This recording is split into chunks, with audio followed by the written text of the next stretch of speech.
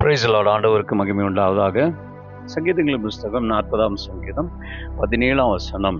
நான் சிறுமியும் எளிமையுமானவன், கர்த்தரோ என் மேல் நினைவாய் இருக்கிறார். தேவரீர் என் துணையும் என்னை விடுவிக்கிறவருமாய் இருக்கிறீர். என் தேவனே தாமதியாதியும். இந்த நாளிலே தாமதியாதியும் என்கிற அந்த தலைப்பில் உங்களோடு கூட சில காரியங்களை நான் பகிர்ந்து கொள்கிறேன்.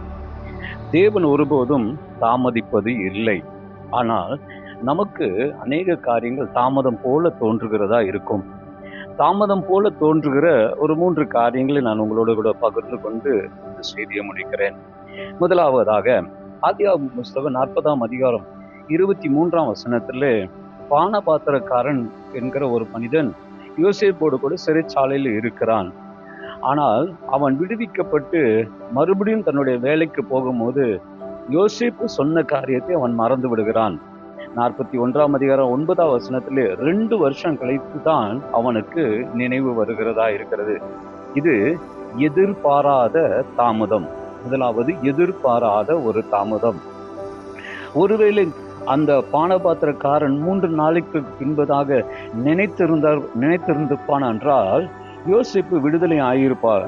ஆனால் தேவன் தாமதித்ததினாலே இந்த யோசேப்புக்கு கிடைத்த ஆசீர்வாதம் விடுதலை பிளஸ் பதவி உயர்வு. ஸோ ஆண்டவர் எதிர்பாராத தாமதத்திலே ஒரு விடுதலையும் வைத்திருக்கிறார், ஒரு பதவி உயர்வும் வைத்திருக்கிறார். 2வது புரிந்து கொள்ள முடியாத ஒரு தாமதம். 1 சாமுவேல் புஸ்தகம் 16ஆம் அதிகாரத்தில் சகோதரர்கள் நடுவில் தாவீது ராஜாவாக அபிஷேகம் பண்ணப்படுகிறான். சவுலுக்கு தெரியும் தாவீது தான் அடுத்த ராஜா. யோனத்தானுக்கும் தெரியும் தாவீது தான் அடுத்த ராஜா. கர்த்தருக்கு ஸ்தோத்திரம். அந்த நேரத்தில் தாவீதின் வாழ்க்கையிலே கிட்டத்தட்ட 32 வருஷங்கள் தாமதம் ஏற்படுகிறதா இருக்கிறது. இந்த 32 வருஷங்களிலே தாவீதை ஆண்டவர் தப்புவிக்கிறார், பாதுகாக்கிறார், தேவன் சந்திக்கிறார், அவனை உருவாக்குறார். இது புரிந்து கொள்ளவே முடியவில்லை. ஆனால் ஒரு நாள் வந்தது, அவனை கர்த்தர் எல்லாவற்றுக்கும் மேலாக உயர்த்தினார். புரிந்து கொள்ள முடியாத இந்த தாமதத்தினுடைய விளைவு இயேசுடைய வம்சத்தில் இந்த தாவீது முதன்மையாக நிறுத்தப்படுகிற ஒரு மேன்மையை அவன் பெற்றுக்கொள்கிறவனாக இருக்கிறான்.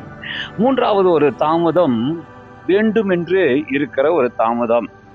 யோவான் சுவிசேஷம் 11ஆம் அதிகாரம் 6ஆம் வசனத்திலே லாசரு மரித்து விட்டான் என்கிற செய்தியை இயேசுவுக்கு சொன்னபோது அவர் பின்னும் 2 நாட்கள் அவர் வேண்டுமென்றே தங்குகிறதை நாம் பார்க்கிறவர்களா இருக்கிறோம். ஏன் ஆண்டவர் வேண்டுமென்றே தங்கினார்?